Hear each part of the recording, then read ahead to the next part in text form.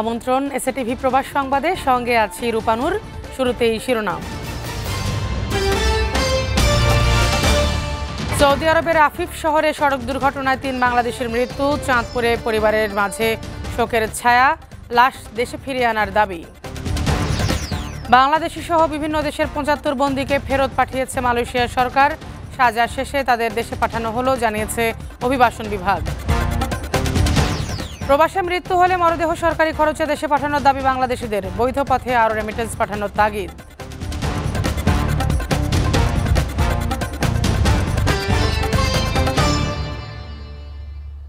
Saudi আরবের আফিফ শহরে সড়ক দুর্ঘটনায় চাঁদপুরের 3 রেমিটেন্স যোদ্ধার মৃত্যু হয়েছে।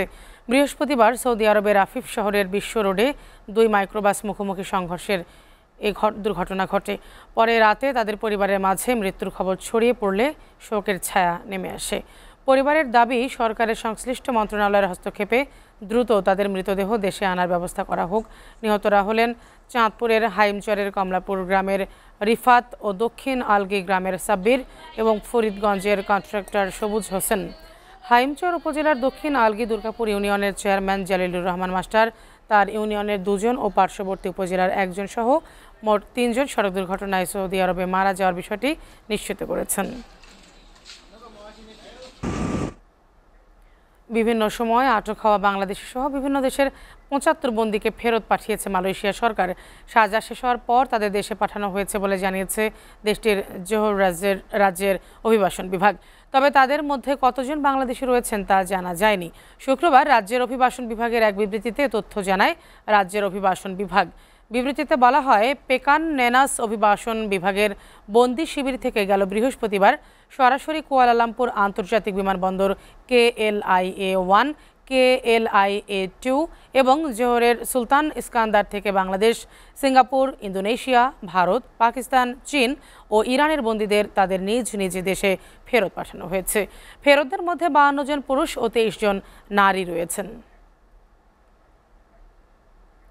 ডলার সংকটের সময়ে বাংলাদেশের অর্থনীতিতে গুরুত্বপূর্ণ অবদান রয়েছে প্রবাসীদের, তবে জাতীয় বাজেটের প্রতিফলন নেই।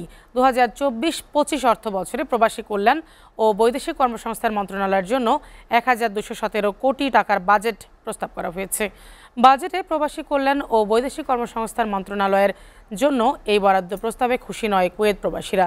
প্রবাসে কারো মৃত্যু হলে মরদেহ সরকারি খরচে দেশে পাঠানোর ব্যবস্থা করার দাবি তাদের। বিভিন্ন সংস্থার তথ্য মতে বিভিন্ন দেশের 1.25 কোটি বাংলাদেশি কর্মরত রয়েছেন। বছরে গড়ে 22 থেকে 24 বিলিয়ন ডলার রেমিটেন্স পাঠান এসব প্রবাসীরা।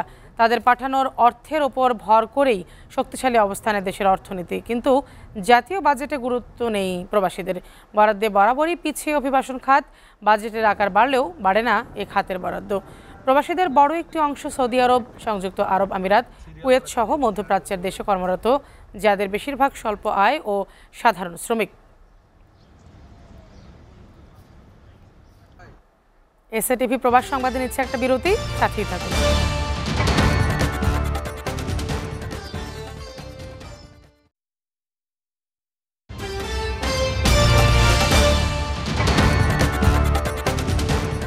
দেখছেন এসএটিভি প্রবাস সংবাদ।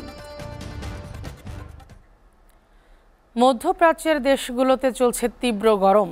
এমন অবস্থায় দিনের বেলায় বাইরে কাজ করার উপর দেয়া হয়েছে নিষেধাজ্ঞা।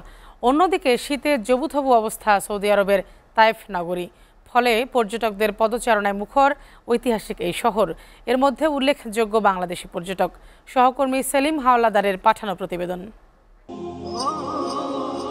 ঐতিহাসিক ও প্রাকৃতিক সৌন্দর্যের লীলাভূমি বলা হয় তাইফ নগরীকে। চমৎকার সাজানো গোছানো শহর জুড়ে রয়েছে প্রাচীন দুর্গ ও নানা রকম ভাস্কর্য। মক্কা থেকে তাইফ শহরের দূরত্ব মাত্র 3 ঘন্টার, অথচ মক্কায় তীব্র গরম অনুভব হলেও তাইফ শহরে চলছে শীতের আমেজ। প্রকৃতির এমন নৈসর্গিক রূপ দেখতে হজ শেষে তাইফ নগরে বেড়াতে আসেন প্রবাসী বাংলাদেশি সহ হাজিরা। কাটারিত যে বুড়ির বাড়ি থেকে শুরু করে সবকিছু দেখতেছি। নবীকে পাথর মেরেছে, পাগল আখ্যায়িত করে, যে রক্তাক্ত অবস্থায় যে বাগানে আসছে, যে বাগানের ফলের রস খেয়েছে, যেই ইহুদি নবীজির সৌন্দর্য, কথাবার্তা সবকিছু দেখে মুসলমান হয়েছে, ওইখানেও প্রদর্শন করেছে। এই যে মোহাম্মদ এত ভালো মানুষ, তারপরে বুড়ি ইসলাম গ্রহণ করে না, এটা সেই ইতিহাসের জায়গা। ভূপৃষ্ঠ থেকে অনেক উপরে হওয়ায় মেঘের শীতল জলরাশির ছোঁয়ায় সবুজ শ্যামলে ভরপুর থাকে তায়েফ নগরী। ফলে সারা বছরই তায়েফ নগরীতে ঠান্ডা অনুভূত হয়। বছর জুড়েই ফল আর ফসলে পরিপূর্ণ থাকে তায়েফের মাটি। আমরা এখন তায়েফে আছি।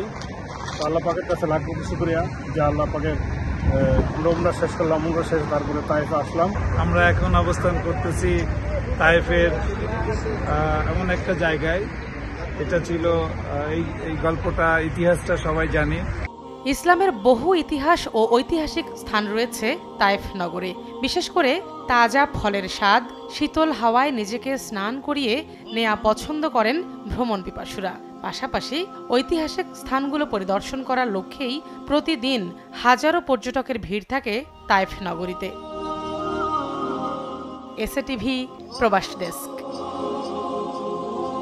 এসএটিভি প্রবাস সংবাদ শেষ করার আগে শিরোনামগুলো জানাবো আরও একবার। সৌদি আরবের আফিফ শহরের সড়ক দুর্ঘটনায় ৩ জন বাংলাদেশের মৃত্যু, চাঁদপুরে পরিবারের মাঝে শোকের ছায়া, লাশ দেশে ফিরিয়ে আনার দাবি। বাংলাদেশি সহ বিভিন্ন দেশের ৭৫ বন্দীকে ফেরত পাঠিয়েছে মালয়েশিয়া সরকার। সাজা শেষে তাদের দেশে পাঠানো হলো, জানিয়েছে অভিবাসন বিভাগ। প্রবাসে মৃত্যু হলে মরদেহ সরকারি খরচে দেশে পাঠানোর দাবি বাংলাদেশিদের, বৈধ পথে আরও রেমিটেন্স পাঠানোর তাগিদ।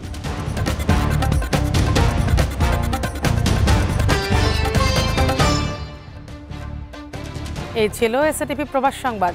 এসএটিভির সবশেষ সংবাদ জানতে ভিজিট করুন www.sctv.tv। এতক্ষণ সাথে থাকার জন্য ধন্যবাদ সবাইকে।